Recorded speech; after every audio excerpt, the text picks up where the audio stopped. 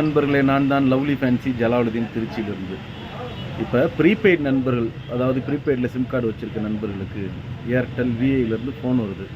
என்னென்னா, உங்களோட நம்பரை போஸ்ட்பெய்டாக மாற்றிக்கங்க, உங்களுக்கு பிளான் ரொம்ப கம்மியாக வரும், அப்படி இப்படின்னு சொல்லிடுறாங்க. ஒரு நபர் அந்த மாதிரி தெரியாமல் மாற்றிட்டார். அவர் ஏற்கனவே மாதம் 300 டேட்டாவோட ரீசார்ஜ் பண்ணிக்கிட்டு இருந்தவருக்கு இப்போ பில்லு வந்து 600 கிட்ட வருதான். என்கிட்ட வந்து புலம்பிக்கிட்டு இருக்கிறாரு. இந்த மாதிரி ஃபோன் பண்ணி கேட்டாங்க, தம்பி சரின்னு நான் சொன்னேன், அவங்க மாற்றிட்டாங்க அப்படின்னு. அந்த மாதிரி மாற்றுறதுக்கு வாய்ப்பே இல்லை அப்படிங்கிற. இல்லை தம்பி, அப்படி தான் இந்த ஃபோனில் கேட்டு தான் அவங்க மாற்றினாங்க, இப்போ என்னால் பில் கட்ட முடியலை தம்பி அப்படின்னாங்க. அந்த மாதிரி ஃபோனில் வந்துச்சுனாலும் நீங்கள் நேரில் போய் உட்காந்து உங்களோட பிளான் என்ன அப்படின்னு தெளிவாக 1க்கு 2 முறை கேட்டுட்டு அதுக்கப்புறம் உங்களுக்கு விருப்பம் இருந்தால் போஸ்ட்பெய்டில் மாறுங்க.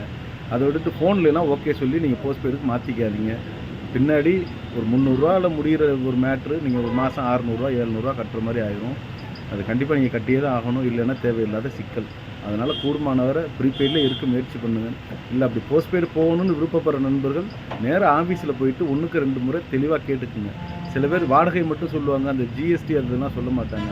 அவங்க சொல்லும்போது ஒரு அமௌண்ட் வரும், கடைசியில் என்னங்க 100 150 கூடி இருக்குன்னா அது ஜிஎஸ்டிங்க, அதுங்க இதுங்க அப்படிங்கிற மாதிரி சமாளிப்பாங்க. அதனால் கூடுமானவரை ப்ரீபெய்டை தக்க வச்சுக்கோங்க. போஸ்ட்பெய்டு பக்கம் தலை வச்சு படுக்காதீங்க. நன்றி.